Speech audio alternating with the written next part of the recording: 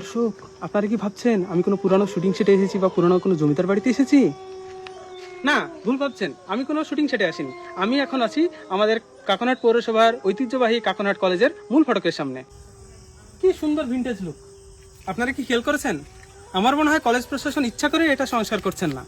সংস্কার করে ফেললে ভুতুড়ে আর থ্রিলিং পরিবেশটাই তো নষ্ট হয়ে যাবে। রাতে যখন এখানে মানুষ যায়, এই ভয়ঙ্কর রূপ দেখে আমার মনে হয় আসল ভূতেরাও রাস্তা পরিবর্তন করে ফেলে। প্রশাসন আসলে ভূত তাড়ানোর আধুনিক পদ্ধতিটাই কাজে লাগাচ্ছে। গেট নয়, ভিতরের রহস্য আরো গভীর। এই কলেজের একটা বড় মাঠ রয়েছে, তো সাধারণ মানুষ কি ভাববে মাঠে ছেলেপেলেরা খেলবে? কিন্তু না, আমাদের কলেজ প্রশাসন অনেক দূরদর্শী। তারা ভাবলো খেলে কি হবে, এর চাইতে মাঠটা ইজারা দিয়ে আমের বাগান করে দেওয়া যাক। লজিকটা বুঝতে পারছেন? এই যে এত বড় একটা অদ্ভুত ভূতের ক্যাম্পাস, ভূতেরা রাতে বেলায় ঘুরে বেড়ায়, ভূতেরা ফিরে ফিরে ঘুরবে কেন? তাদেরকে একটা কাজ দেওয়া দরকার, তাই না? তাই আমের বাগান করা হয়েছে, যাতে ভূতেরা এসে রাতের বেলায় আমের বাগান পাহারা দিতে পারে, একদম বিনা খরচে নাইট গার্ড। এরকম মাস্টার মাইন্ড প্ল্যান কি যে কেউ করতে পারে? যারা একটু থ্রিল খুঁজছেন তারা আজই চলে আসুন আমাদের কাকনহাট হন্টেড ট্যুরিজমে। একটা শিক্ষা প্রতিষ্ঠানকে ভূতের বাড়ি বানিয়ে ফেলা, এটা সত্যি অনেক বড় একটা শিল্প। এই জন্য কলেজ প্রশাসনকে অনেক ধন্যবাদ। তো দেরি কেন, দ্রুত চলে আসুন।